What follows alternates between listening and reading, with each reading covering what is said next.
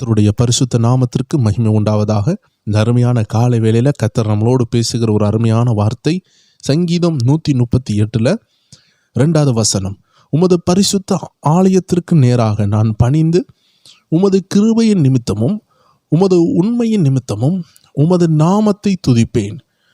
உமது சகல பிரஸ்தாபத்தை பார்க்கிலும் உமது வார்த்தையை நீர் மகிமைப்படுத்தி இருக்கிறீர். சங்கீதக்காரர் இந்த இடத்துல அருமையாக ஒரு ரகசியத்தை வெளிப்படுத்துகிறார். தேவ ஜனங்கள் ஒவ்வொரு பேரும், இயேசு கிறிஸ்துவினால் கழுவப்பட்ட ஒவ்வொரு பேரும், தேவ பிள்ளைகள் ஒவ்வொரு பேரும் அறிய வேண்டிய ஒரு மாபெரும் ரகசியம் உண்டு. தேவ ஜனங்களே, இந்த உலகத்தில் எல்லாமே அழிந்து போகும், எதுனாலும் அழிந்து போகும். இந்த உலகத்தில் நமக்கு ஒன்றுமே நம்ம கொண்டு வரல, ஒன்றுமே நம்ம கொண்டு போகலை. எல்லாரும் இந்த உலகத்தில் ஒரு கேள்வி கேட்பாங்க, உனக்கு என்ன இருக்கு? என்ன படிச்சிருக்க? கல்யாணம் ஆயிட்டா? பிள்ளை இருக்குதா? பிள்ளை படிக்குதா? வீடு கட்டினியா? வண்டி இருக்குதா? நிலம் இருக்குதா? இந்த கேள்விகள் எல்லாம் கேட்கும் பொழுது உண்மையாகவே ஆண்டவருடைய பிள்ளைகள் சிரிக்க வேண்டும். ஏனென்றால் அவர்கள் சொல்லுகிறது என்ன தெரியுமா? இந்த உலகத்தில் ஏதாவது ஒன்று வச்சுக்க, இந்த உலகத்தில் ஏதோ ஒன்று உனக்கு வேணும், உனக்கு சொந்தமாக ஏதாவது வேணும். யோசித்து பாருங்கள், இந்த உலகத்தில் சொந்தமாக வேணும்னு அவங்க சொல்லும் பொழுது இந்த உலகத்தில் சொந்தம்னு ஒன்றுமே இல்லை. ஒரு ஆள் படித்த படிப்பு, அவன் பிள்ளை, அவன் மனைவி, அவன் நிலம், அவன் பங்களா, அவன் வாகனம் எல்லாம் மரணம் என்ற நிலையில் அவன் விட்டு விட்டு போகிறான். கொஞ்ச நாள் வாழுகிறான், காட்டு புல்லுக்கு ஒப்பாயிருக்கிறான். இதில் சொந்தமாக என்ன? படிக்காதவங்களுக்கு ஒரு மதிப்பு, படித்தவர்களுக்கு ஒரு மதிப்பு. தேவ ஜனங்களே, எல்லாருக்கும் ஒரே மதிப்பை தரக்கூடிய வல்லமையுள்ள இயேசு கிறிஸ்துக்கிட்ட வந்திருக்கிறோம். படித்தவர்களையும் படிக்காதவர்களையும் இயேசுவின் இரத்தத்தினால் கழுவப்பட்டதினால் நாம் மதிக்க வேண்டும். எல்லாருக்குள்ளாடி இந்த வசனம் போகிறது. யாரெல்லாம் அந்த வசனத்தை சுமக்கிறார்களோ அவர்களை நாம் மதிக்க வேண்டும். இன்னைக்கு அநேகர் அவர்கள் கண்களில் போட்டிருக்கிற கண்ணாடி என்ன தெரியுமா? படிப்பு என்ற கண்ணாடி. சிலர் அவர்களுடைய கண்களில் போட்டிருக்கிறது வீடு என்ற கண்ணாடி. இவனுக்கு வீடு இருக்குதா? இவனுக்கு படிப்பு இருக்குதா?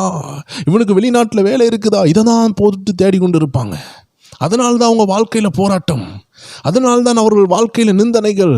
காரணம், அவர்கள் கண்களில் போட்டிருக்கிற கண்ணாடி இம்மைக்குள்ள கண்ணாடி. வேத வசனமாகி அந்த கண்ணாடியை நீங்கள் போட வேண்டும் என்று ஆண்டவர் சொல்லுகிறார். பாருங்களேன், இதெல்லாம் நிலைச்சு நிற்காது. ஒரு மனிதன் மரித்த பிறகு அவன் வீடு வரலை, அவனை தூக்கி எங்கேயோ தூக்கி புதைச்சி வச்சுட்டு வராங்க. இல்லைன்னா வீட்டுக்கு பின்னாடி ஏதாவது சில இடங்களில் புதைக்கிறாங்க, சில இடங்களில் எங்கேயோ தூரமாக புதைச்சி வச்சுட்டு வராங்க. அவன் சொந்தமாக உழைத்து கட்டின வீடு, அவனுடைய சொந்த காசில் வாங்கின நிலத்தில் கூட அவனை வைக்கவில்லை. அவன் படிப்பு வரவில்லை, அவன் பிள்ளைகள் வரவில்லை, அவன் மனைவி வரவில்லை. இம்மையிலும் துன்பத்திலும் இருப்பேன்னு சொன்ன மனைவி துன்பமாகிய மரணம் வந்த பிறகு அவன் கூட இருக்கவில்லை. சொல்லப்போனால் அவனே அந்த கூடாரமாகிய மாம்சத்திற்குள் இல்லை. அப்படி என்றால் தேவ ஜனமே, இந்த உலகத்தில் எல்லாம் அழிந்து போகும் பொழுது நம்மை விட்டு என்றும் பிரியாதது ஒன்னே ஒன்று இருக்கிறது. அதுதான் கர்த்தருடைய வசனம். அதை தான் சங்கீதக்காரர் அழகாக சொல்லுகிறார். உமது சகல பிரஸ்தாபத்தை பார்க்கிலும் உமது வார்த்தையை நீர் மகிமைப்படுத்தி இருக்கிறீர். God has exalted, glorified his own word. கர்த்தர் அவருடைய வார்த்தையை மகிமைப்படுத்தி இருக்கிறார். அவருடைய வார்த்தை யார்? இயேசு கிறிஸ்து. அந்த வார்த்தை மகிமைப்படுத்தப்பட்டிருக்கிறது. அந்த வார்த்தையை தான் அவர் சொல்லுகிறார். அதுதான் மேலானது. ஒரு மனுஷனுடைய வாழ்க்கையில் அவன் வீடு கட்டுறானோ இல்லையோ, அவன் படிக்கிறானோ இல்லையோ, அவன் திருமணம் பண்ணுறானோ இல்லையோ, அவனுக்கு பிள்ளைகள் இருக்குதோ இல்லையோ, அவனுக்கு நிலம் இருக்குதோ இல்லையோ, அவனுக்கு இருக்க வேண்டியது ஒன்னே ஒன்று, தேவனுடைய வசனம். லாசருவை பாருங்கள், குழந்தை இருந்த மாதிரி இல்லை, கல்யாணம் ஆன மாதிரி இல்லை, வீடு இருந்த மாதிரி இல்லை, நிலம் இருந்த மாதிரி இல்லை, உணவு இருந்த மாதிரி இல்லை, உடை இருந்த மாதிரி இல்லை, எதுவுமே இல்லை. சொல்ல போனால் நல்ல ஆரோக்கியம் கூட இல்லை. எதுக்குப்பா நீ இருக்க? நீ எல்லாம் ஐசியூ வார்டில் இருக்க வேண்டிய ஆள்னு சொல்லுவாங்க. நீ ஒரு பிச்சைக்காரன் சொல்லுவாங்க. அவனுக்கு பல பேர் வைக்கலாம். அவன் வியாதியா இருக்கிறதுனால வியாதியஸ்தன், அவன் வீடு இல்லாததுனால அவன் தரித்திரன், அவன் ஆகாரம் இல்லாததுனால அவன் பசி உள்ளவன். அவனுக்கு எல்லா உபத்திரம் இருந்துச்சு, ஆனால் அவனுக்குள்ள ஒரு நம்பிக்கை இருந்துச்சு. எல்லா உபத்திரம் இருந்துச்சு, அவனுக்கு ஒன்றுமே கிடையாது. ஒன்றுமே இல்லாத லாசருக்கு ஒன்று மட்டும் இருந்துச்சு. அதுதான் நம்பிக்கை. நான் ஆராதிக்கிற ஆண்டவர் ஒரு நாள் இந்த சரீரத்தை மறுரூபமாக்குவார். ஒரு நாள் இந்த வியாதி என்னை விட்டு மாறும். ஒரு நாள் இந்த கடன் என்னை விட்டு மாறும். ஒரு நாள் இந்த நிந்தை என்னை விட்டு மாறும். ஒரு நாள் இடமில்லை என்று சொன்ன என்னை பார்த்து இடம் உள்ள இடத்தில் இருக்கிறாய் என்று சொல்வார்கள். ஒரு நாள் என்னை பார்த்து வீட்டுக்கு வெளியேறுன்னு சொன்னவர்கள் ஒரு நாள் என்னை பார்ப்பார்கள் பரலோகத்தில். அன்னைக்கு என் சொந்த வீட்டில் இருப்பேன். தேவ ஜனங்களே, அது இல்லை இது இல்லை படிப்பு இல்லை பட்டம் இல்லைன்னு சொல்கிறாங்களா? வெயிட் பண்ணுங்க. உங்களுக்காக அழியாதது தேவனால் உருவாக்கப்பட்டு கொண்டு இருக்கிறது. தேவ ஜனங்களை, நீங்கள் செய்ய வேண்டிய ஒன்னே ஒன்று. நீங்கள் வேலையில் இருக்கலாம், படிப்பில் இருக்கலாம், வீடு கட்டி கொண்டு இருக்கலாம், நிலம் வாங்கி கொண்டு இருக்கலாம், இல்லை எதுவுமே செய்ய முடியாமல் இருக்கலாம், உபத்திரவத்தில் இருக்கலாம், தரித்திரத்தில் இருக்கலாம், வியாதியில் இருக்கலாம், கடனில் இருக்கலாம். எந்த சூழ்நிலையில் இருந்தாலும் இது எல்லாம் உங்களை விட்டு மறைந்து போகக்கூடியது தான். நீங்கள் பயப்பட வேண்டிய அவசியம் இல்லை. லாசருவை போல ஒரு நம்பிக்கையை வளர்த்துக் கொள்ளுங்கள். நீங்கள் இருக்கிற இடத்தில் இன்றும் அழியாத வேத வசனமாகிய வித்துக்களை உங்கள் இருதயத்தில் விதையுங்கள்.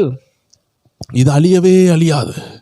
இது அழியவே அழியாது. வானம் பூமி அழிந்து போகலாம் தெய்வ ஜனமே, இந்த வசனம் அழியாததா இருக்கிறபடியால் உங்கள் இருதயத்துக்குள் அந்த வசனத்தை நீங்கள் விதைக்க வேண்டும்.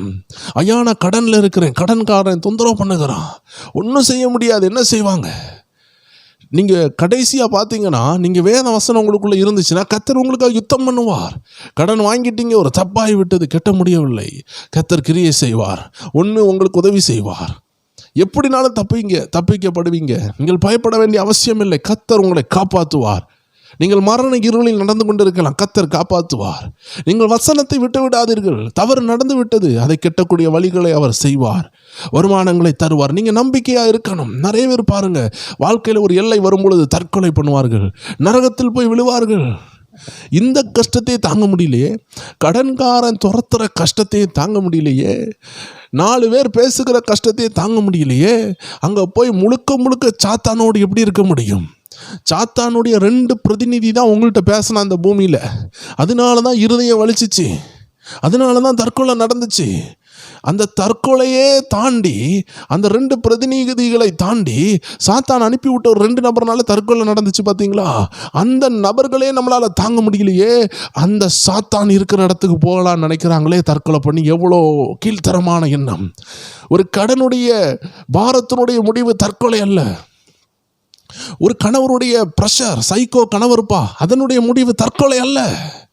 ஐயோ, நான் கல்யாணம் ஆகிட்டு எனக்கு பிள்ளை இருக்குது, ஆனால் கணவர் சைக்கோவாக இருக்கிறாரு, இந்த வீடை விட்டு வெளியே வர முடியல. தேவ ஜனங்களே, உங்கள் உயிருக்கு ஆபத்துனா நீங்கள் சில டிசிஷன் எடுத்து தான் ஆகணும். நீங்கள் ஜெபித்து டிசிஷன் எடுக்கணும். உங்கள் உயிருக்கு ஆபத்தாக இருக்கும் பொழுது நீங்கள் அந்த இடத்தில் இல்லாமல் ஒரு சபையிலையோ உங்கள் தாயாருடைய வீட்டில் இருந்து ஜெபியுங்கள். நீங்கள் பாதுகாப்பாக இருக்க வேண்டும். ஆம் தேவ ஜனங்களே, தற்கொலை முடிவு அல்ல. நீங்கள் பாதுகாப்பாக இருக்கலாமே, நான் இங்கே இருந்தால் செத்து தான் போவேன், அது ஒரு தற்கொலைக்கு சமம். தேவ ஜனங்களே, ஆண்டவர் உங்களை பிரியறதுக்காக அழைக்கவில்லை. உங்களை கொல்லக்கூடிய இடத்துல நீங்கள் இருக்கிறீங்கன்னா நீங்கள் தப்பித்து வர வேண்டிய அவசியம் உண்டு. கடன்காரனை கொன்னே போடுவானா, தப்பித்து வர வேண்டிய அவசியம் உண்டு.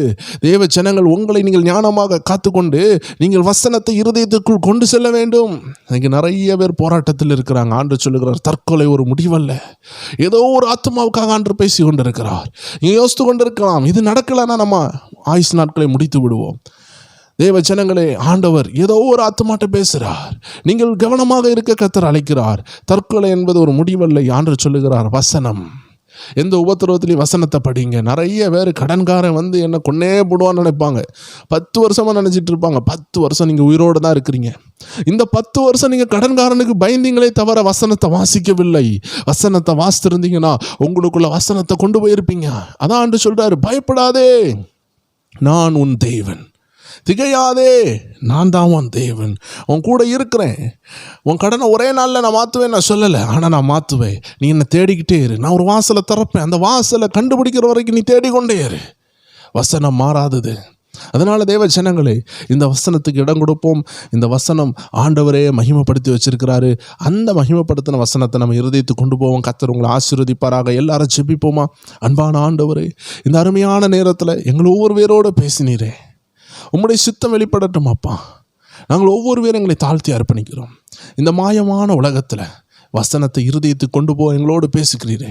நாங்கள் இருக்கிற எல்லா ஸ்தலத்திலும், வேலை ஸ்தலமாக இருக்கலாம், படிப்பு ஸ்தலமாக இருக்கலாம், கிச்சனில் நிற்கலாம், எங்கே நின்னாலும், ஆஃபீஸில் இருந்தாலும், ட்ராவலில் இருந்தாலும், வாழ்க்கை எந்த திசையில் போய் கொண்டிருந்தாலும், படித்து கொண்டிருந்தாலும், கடன் பாரத்தில் இருந்தாலும், வியாதியில் இருந்தாலும், எந்த சூழ்நிலையில், நாலா பக்கம் பல சூழ்நிலையில் இருந்தாலும் வேத வசனத்தை கண்டிப்பாக எங்கள் இருதயத்தில் கொண்டு போக, அதற்கு கீழ்ப்படிந்து வாழ, எங்களை அர்ப்பணிக்க கர்த்தாதி கர்த்தர் உதவி செய்வீராக. இயேசு கிறிஸ்துவின் நாமத்தில் ஜெபிக்கிறோம் எங்கள் ஜீவனுள்ள நல்ல பிதாவே. ஆமேன், ஆமேன், ஆமேன். God bless you. இன்று இரவும் நம்ம ஸ்பிரிச்சுவல் WF என்ற சேனலில் உங்களை சந்திக்கலாம். விசேஷமாக ஜெப நேரம் டிவியில் 1000 துதிகள் ரிலீஸ் பண்ணியிருக்கிறோம். உண்மையாகவே நீங்கள் மனசார அந்த வசனங்களை இருதயத்துக்கு கொண்டு போகலாம். இதுவரை பார்க்காதவர்கள் தேவஜனங்கள் கீழே உள்ள லிங்க்கை உபயோகப்படுத்தி பின்னாடி ஓப்பன் ஆகிற லிங்க்கை ஓப்பன் பண்ணி நீங்கள் பார்க்கலாம். God bless you. ஆமேன்.